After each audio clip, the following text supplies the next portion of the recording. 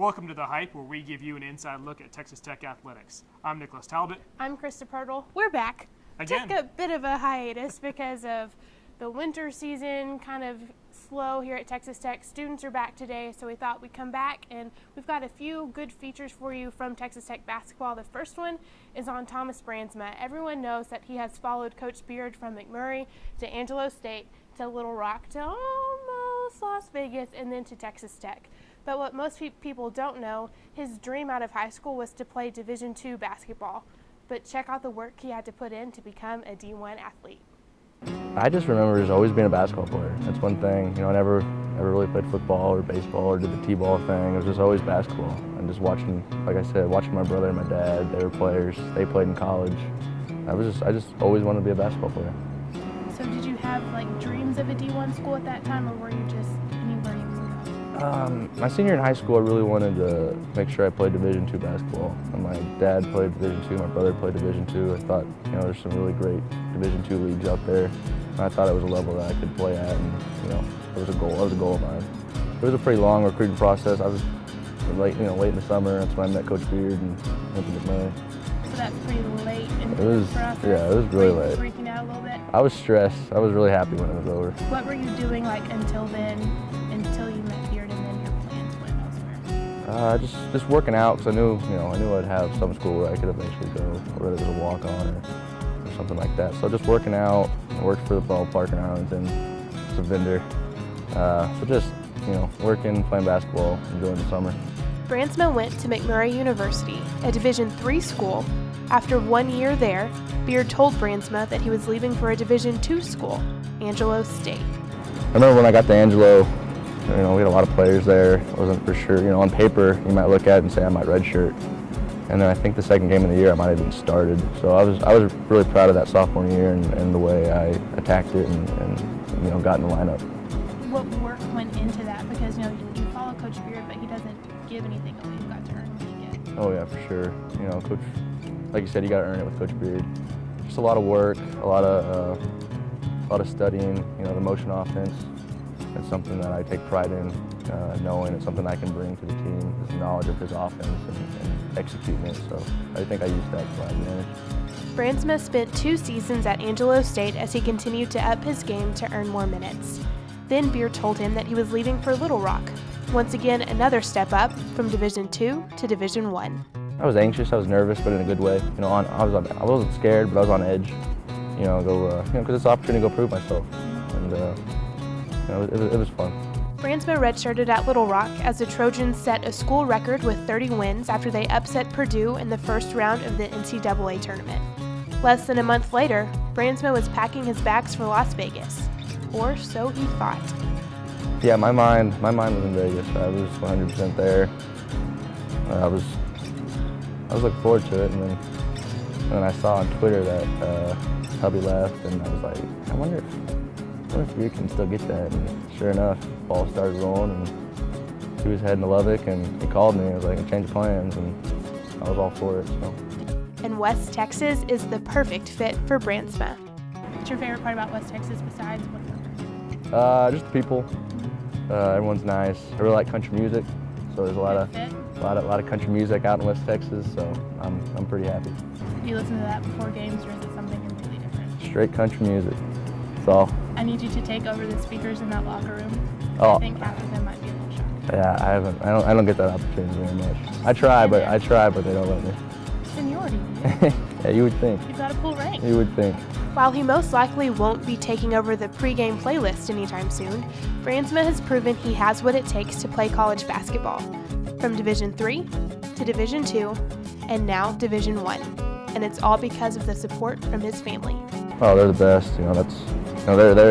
This journey has been as exciting for them, as it has for me. They get to sit up in the stands and watch their kid play at Texas Tech. So they've been really supportive. Do they do bumper stickers in every college you go to? My dad has. It's kind of a running joke. Every time I go, I got to get him one of those decals for the back of the window. The Lady Raiders are back. They're sporting an 11-6 record this season and an even more impressive 10-0 record at home. Big reason for that? Zuri Sanders returned to action last week against West Virginia way too early. She tore her ACL in June. How did she come back so quick? Find out as we sat down with her here in this segment. We were just coming back from summer break, and we were going through our basketball camps, and I was playing one-on-one with a teammate, nothing major. We weren't even going 10%, if that, and we were just throwing up shots. And I just remember I went for a left-handed layup, and when I went to go put it up, like, I didn't even actually go for a real layup, and I came down, and I just remember my knee went in, I went out. It's the same cliche story you hear from everyone, and you hear a pop. And I heard a pop, and I went down, and I just remember yelling Jenna, and that's the first thing that came to mind was my trainer's name. And I was screaming. It was kind of weird because I wasn't crying. It was a sharp pain. And then when people were rushing over to help me up, I was like, oh, I think I'm fine. I'm good. Like, they helped me up. I just remember, like, limping off a little bit. And someone had mentioned that they thought it was just my hamstring, the way it came about. And I was like, yeah, I think I'm good. I was walking on it. I was fine. And then I remember the next morning, I woke up and I had this horrible pain. And I looked at my knee and it was the size of a watermelon. It was huge. I called Jenna. I was like, Jenna, like, you have to look at my knee. This doesn't look right. And she came and pick me up. She brought me back here and she looked at it herself and she said, okay, we need to get this checked. And all that's going through my head is I'm just praying, like, please don't let this be something serious. Please don't let this be something serious. And you know, we had the doctor come check it out, and once we got my MRI results back, it was a torn ACL and meniscus, and that's the last thing any athlete wants to hear, is that you tore something major and you have to get surgery. That's very crucial. And I had a lot of emotions going through my head, but the first one that was going through my head was, you know, fear, because I've never had surgery. So it was something that was very big in my life, especially at a critical time like this when, you know, I don't have really family around. I just have my teammates and my coaches. First, everyone was very sympathetic. You know, they were there for me, and they've always been there for me.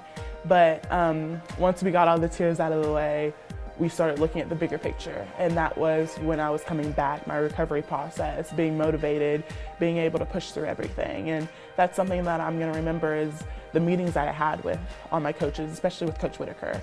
And, you know, she came in, and when I came into her office and I was talking to her, she was telling me all these things, and she goes, Zuri, I've never seen someone as strong as you, and I know you'll be back before you even know it.